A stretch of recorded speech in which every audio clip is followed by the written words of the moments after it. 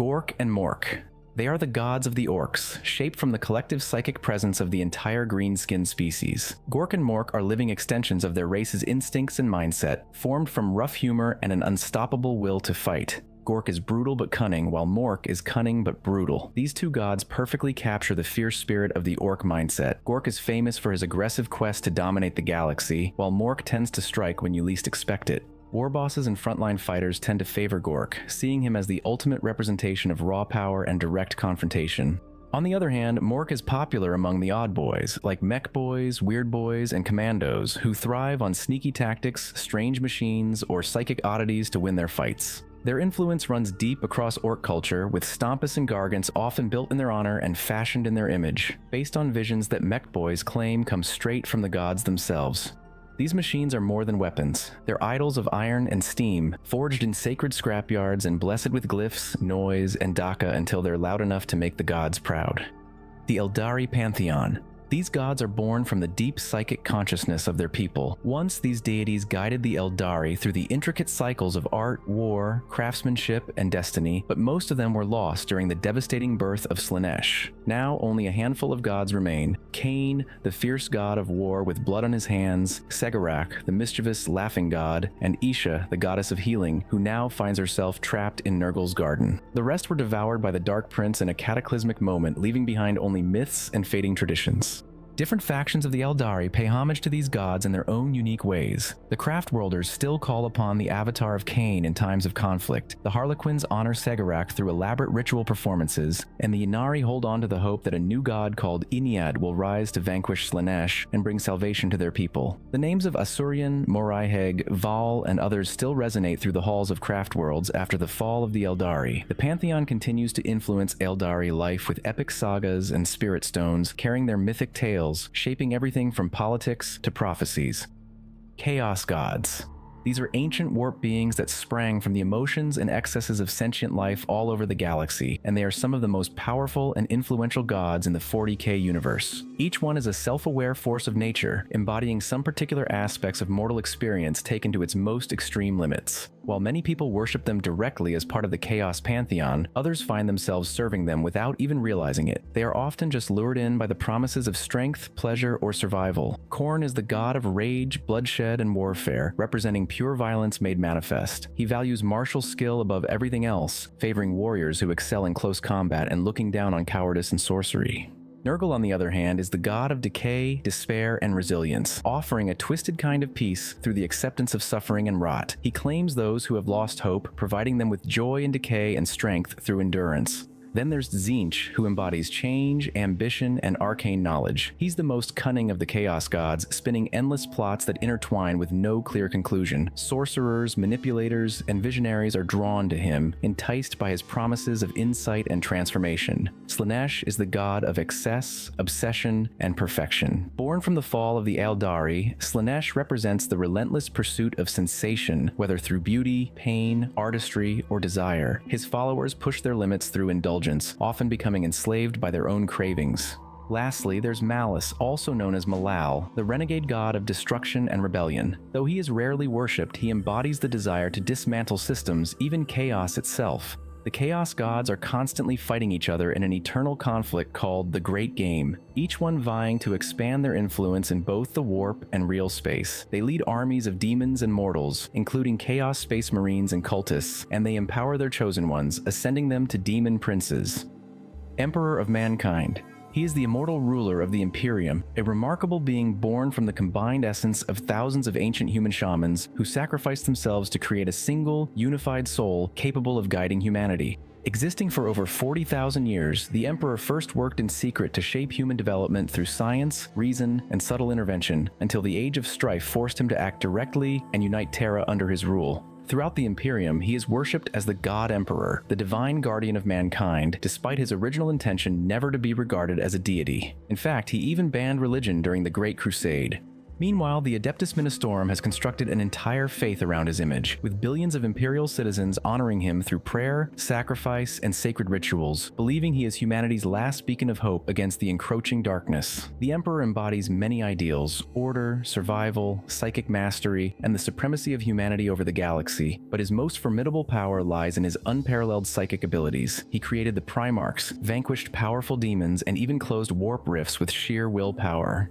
His legendary accomplishments include unifying Terra, launching the Great Crusade, and nearly eradicating chaos worship from the early Imperium. During the Horus Heresy, he faced off against his favored son Horus, the War Master, in a duel, an act that ended the Civil War but left the Emperor gravely injured. During the heresy, there were signs that belief and worship were beginning to change the Emperor into a new kind of being. Some claim the Emperor was beginning to manifest as a warp entity known as the Dark King, a possible fifth Chaos God. Though this transformation never happened, the idea still lingers in forbidden texts. The C'tan. Also known as the Star Gods, the C'tan were once immense beings of pure energy, feeding by stretching their essence across the surfaces of stars and soaking up solar radiation, like vortices feeding on other stars. The C'tan are legendary entities, each known for their unique powers and names: the Nightbringer, the Deceiver, the Void Dragon, and the Outsider. Each one embodies a distinct fundamental force or concept. Take the Nightbringer, for instance. This entity symbolizes death and is believed to have introduced the idea of mortality to the galaxy. Then there's the Deceiver, who thrives on manipulation, wielding truth and illusion like weapons through deceit. The Void Dragon is associated with machinery and is said to be imprisoned on Mars, possibly revered by the Mechanicus, while the Outsider represents madness and isolation, lurking in the emptiness between galaxies. As time went on, they figured out how to navigate through space using electromagnetic currents. They ignored matter and life until they crossed paths with the Necrontyr, a dying race whose deep-seated hatred for the Old Ones made them easy to manipulate. After defeating the Old Ones together, their downfall came when the Necrons broke their alliance and betrayed them. They were eventually shattered into fragments and imprisoned in Tesseract labyrinths at the Necrons' disposal. Now, only remnants known as C'tan shards remain, each still powerful enough to manipulate gravity or disintegrate matter. Even in their fragmented state, they continue to be some of the most powerful godlike forces in existence. The Old Ones. They were among the very first intelligent species in the galaxy, possibly even the pioneers of self-awareness and interstellar travel. Often described as having reptilian or amphibian features, the Old Ones were ancient beings who were masters of both advanced science and powerful psychic powers. They harnessed their technology and wisdom to spread life throughout the Milky Way, giving rise to numerous sentient species like the Aeldari, Krork, and Jokero, while also guiding the early evolution of others, including humanity. While they weren't worshipped in the conventional sense, younger races often regarded them as godlike creators and guardians. Among the Aeldari in particular, they were revered as mythic figures and ancient mentors. They embodied order, nurturing, and a vision of a galaxy filled with diverse yet interconnected life. In terms of power, the Old Ones were unmatched by any mortal race of their time, and rivaled only by the C'tan on a cosmic scale. Their remarkable achievements included building the webway, seeding entire ecosystems, and crafting psychic weapons capable of injuring star gods. Tauva. She embodies the heart and soul of the Tau Empire's guiding principle, which is the greater good. This means it is more of a philosophical ideal than a god, but still treated as a deified concept. Its godlike status is growing within the rigid caste system of the Tau Empire. Her first appearance was as a shimmering, translucent being during Commander Shadowsun's youth, where she offered guidance and life-saving assistance in a moment of dire need. Tauva's physical form is a fascinating blend of features from the Tau and their allies, adorned with multiple arms, each representing a different species and holding symbols of harmony, defense, and wisdom. Even though her face is featureless, she communicates through telepathy. Her presence has stirred up some tension within the Tau ranks, particularly among traditionalists who are wary of divine intervention, yet her influence continues to expand. Some Tau have begun to report visions of her in their dreams, and her worship is quietly gaining traction throughout the Empire. Vawk and Mork. They are the twin gods of the ancient beings called Kroot, whose fierce legends have profoundly influenced the beliefs, evolution, and cosmic journey of their people. Vawk, known as the Huntress, embodies foresight and strategy, while Mork, the Destroyer, represents raw power and relentless chaos. According to the ancient Kroot tales, these two deities clashed at the edge of existence in a vast, dark expanse called the Nothing Sea, where their eternal struggle ripped apart the void, giving birth to stars, planets, and ultimately, the world of Pek. The Battle of the Nothing Sea isn't just a story, it marks a significant moment in Kroot history. Many years ago, an orc rock crash landed on Pek. After defeating and consuming the orcs, the Kroot gained enough of their genetic memory to unlock technological advancements. The myth tells of Vawk poisoning herself by drinking Mork's divine blood to harness his strength, reflecting how the Kroot absorbed orc traits and transformed their civilization forever. Kroot oral traditions portray Vawk as the creator and nurturer, with her wings shaping the mountains and forests of Pek. Mork, though vanquished, still lurks in the unclaimed shadows, a reminder of untamed savagery. Despite their fierce rivalry, neither god is purely good or evil. Each represents a fundamental aspect of Kroot identity. Even today, warriors and shamans call upon Vawk and Mork during rituals and battles. Machine God. Also known as the Omnissiah or Deus Mechanicus, the machine god is the central figure of worship for the Adeptus Mechanicus, seen as a divine force that governs all machinery and the knowledge behind it. To its followers, every functioning system, every algorithm, and every spark of invention is a manifestation of this god's will. The tech priests of Mars believe that the machine god is the origin of all technology in the universe. The Adeptus Mechanicus teaches that the machine god is part of a trinity, the unknowable machine god itself, the Omnissiah as its physical avatar, and the motive force which animates all machinery and life.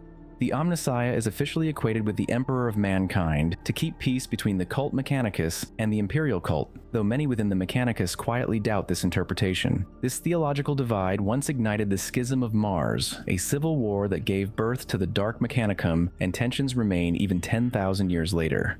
At the heart of Mechanicus belief is the quest for knowledge, a sacred undertaking to recover lost understanding rather than innovate. The cult's faith includes the 16 universal laws, a set of mysteries and warnings that guide their dogma.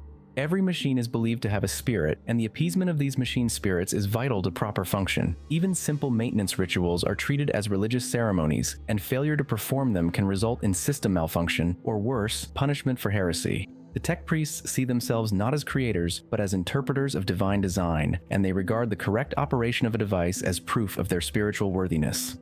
The Hive Mind. This ultra-intelligent psychic entity formed by the Tyrannid species is not a god in the traditional sense, but it operates at a scale and potency that places it alongside the galaxy's other divine powers. It originated outside the Milky Way and manifests as a single consciousness composed of the psychic essence of every Tyrannid creature across all Hive fleets. In this sense, the Hive Mind is not merely a product of evolution, it is the Tyrannid's supreme being. From the lowest Ripper to the most massive Hive Tyrant, all Tyrannids are guided by its will and control. Its synapse creatures, like the Hive Tyrant or Tyrannid warriors, act as physical conduits of its influence on the battlefield. Its psychic power is immense, able to block interstellar communication and warp travel through a phenomenon known as the shadow in the warp, disrupting the immaterium itself and isolating entire star systems. Its feats are terrifying in scale. The Hive Mind has directed the destruction of entire sectors, driven them into madness with its psychic shroud, and overwhelmed every defense it has encountered unless stopped by extraordinary force. The only known psyker who has looked into its depths without losing his mind is Chief Librarian Tigurius of the Ultramarines, an act suggesting that the Hive Mind's scope rivals even the Chaos Gods or the Emperor of Mankind. Thanks for watching until the end. Click here to check out another video and see you in the next one.